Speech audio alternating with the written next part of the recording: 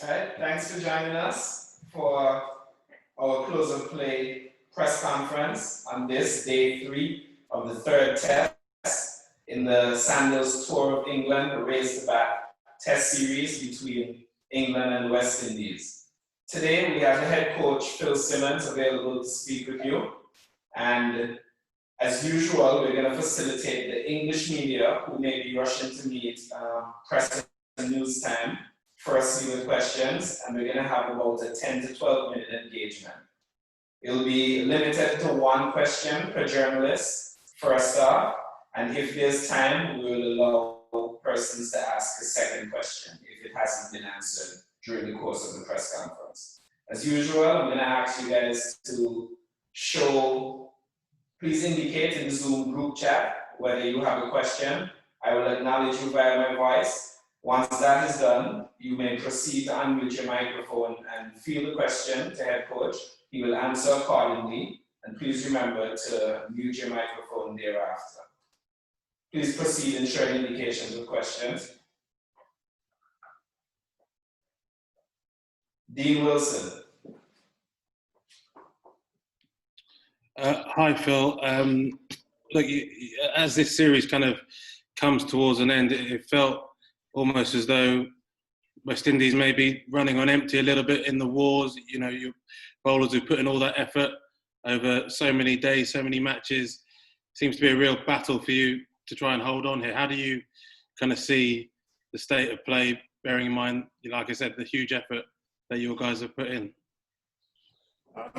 It's tough. It's been tough going into this third test with back-to-back tests, and I am so appreciative. I am so excited. I am so everything for the work that the bowlers have put in, especially the two quicks who played in all 3 test matches and has given us everything that they have. So I will always raise a glass for them and say that they put in all the work.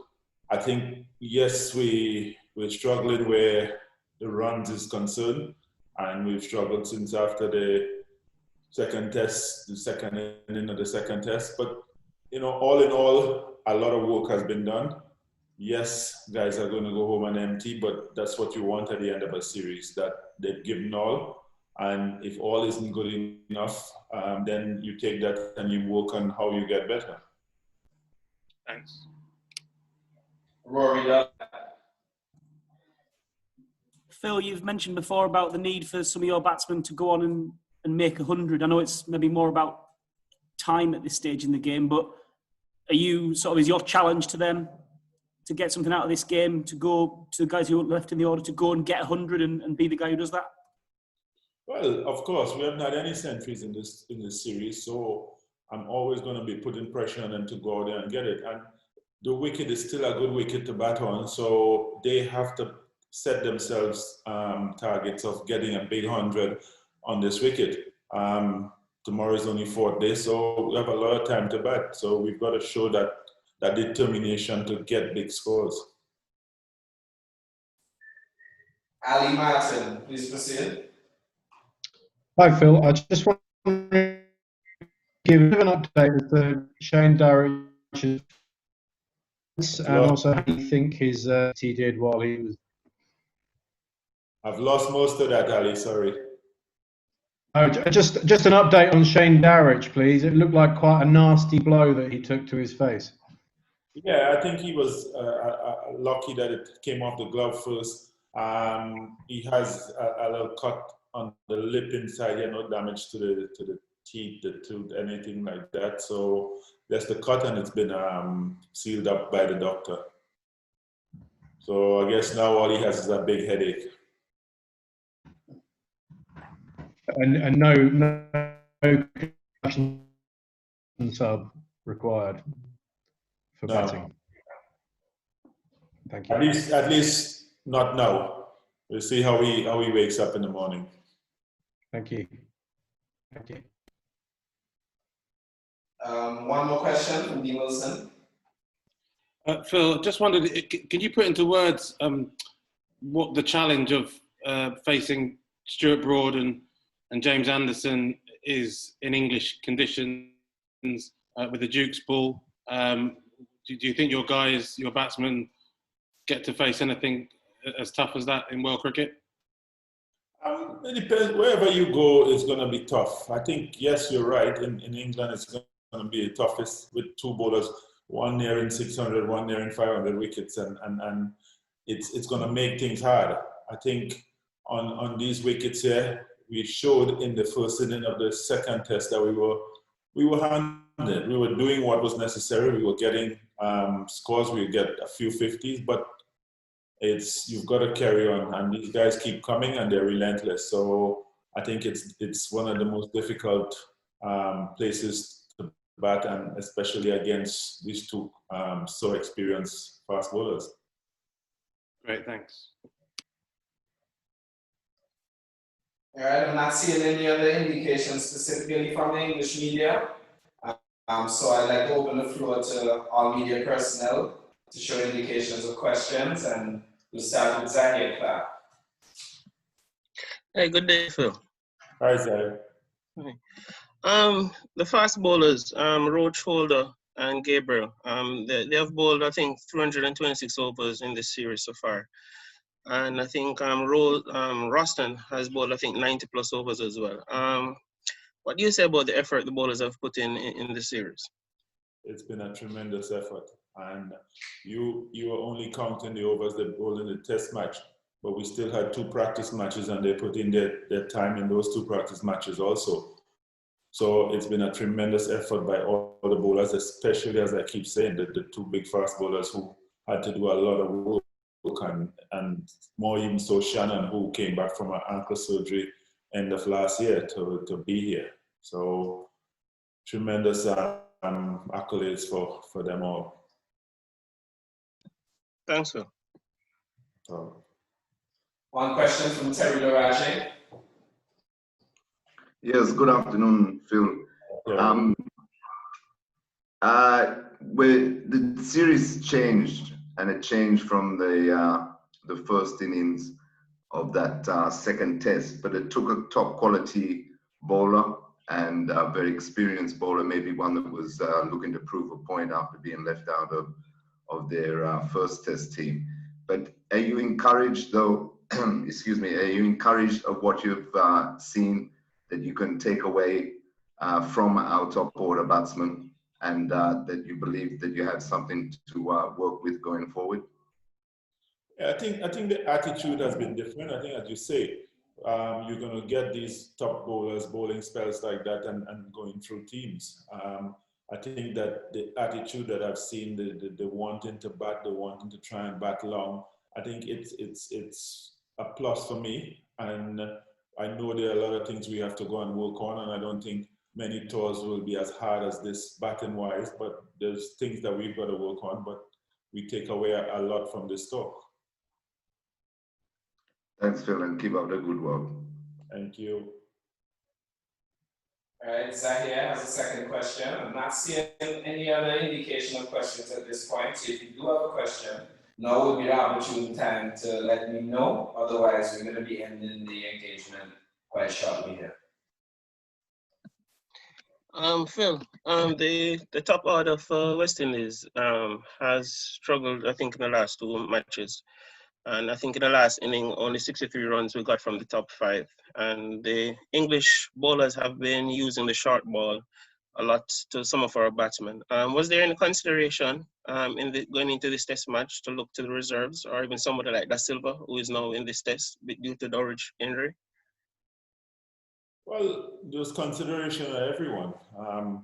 At the end of the day, we thought that the team we played was the best team for this game.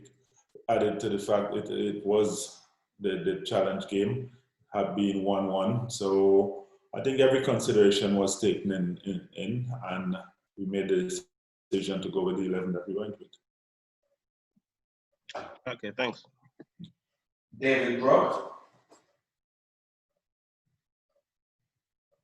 Yeah, thanks very much, Dario. Good evening, Phil.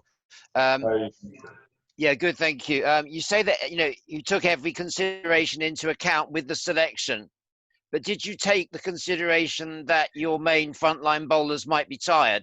And when you say every consideration was taken, did you think about the talent that you have in the squad and the advantage of putting 11 fit players raring to go on the park for this deciding match?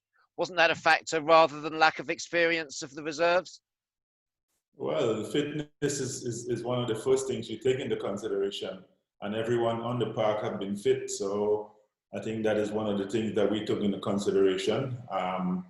As I said before, the fast bowlers especially have done a lot of work, but I didn't see any of them faltering in this game. So I think fitness is a thing that you take into consideration, and we did use that also. So I think at the end of the day, the two fast bowlers who you're thinking about, I assume, did their job. You know? But just, yeah, I am thinking about Shannon Gabriel, and he went off after 5 overs today. Will he come back tomorrow, Coach? Will Shannon Gabriel come back on the field tomorrow? Will we see him on the pitch tomorrow, bowling? Well, hopefully he doesn't have to bat tomorrow, and we'll see him on the field on Tuesday. You know. I mean, no. What I mean is, would he have been? He's done his bit now, hasn't he?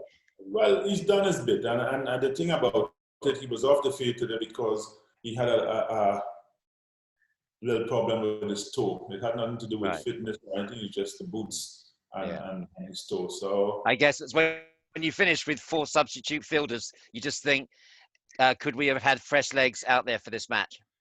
Yeah, I think the Dowrich issue and the Shannon issue, it doesn't add up to having fresh legs. I think they all were fresh enough when we started the test match.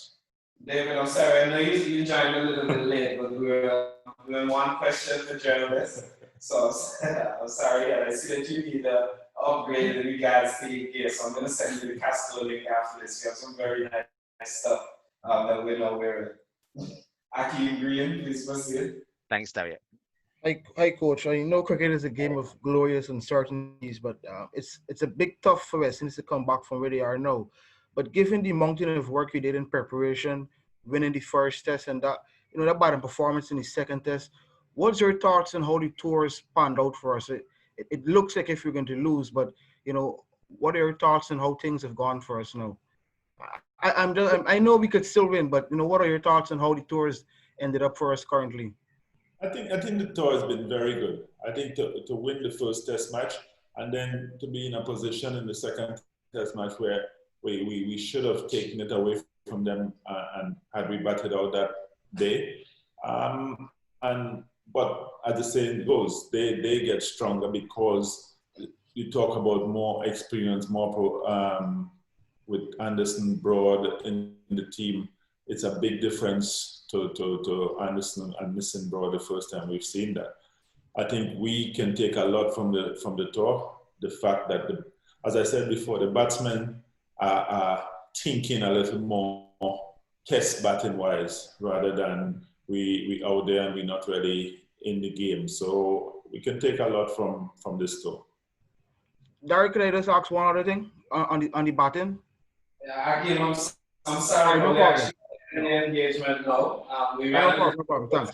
and then we're going to start the press conference immediately after. With the No back, problem. Thanks. a little bit share the space. So I don't want to be disrespectful to the English media that need to get this story. So I'm sorry, Akeem, but we'll have to cut it there today. Guys, thank you guys. Thank you for joining our post-match press conference as usual. We really appreciate the coverage and we appreciate the time that you guys are taking out to follow the Windies team on this historic tour. And we hope to see you tomorrow at our close of the press conference again. Hopefully at that point in time, the team will be in a better position. All right, head coach, thanks for joining us. Thank you, guys.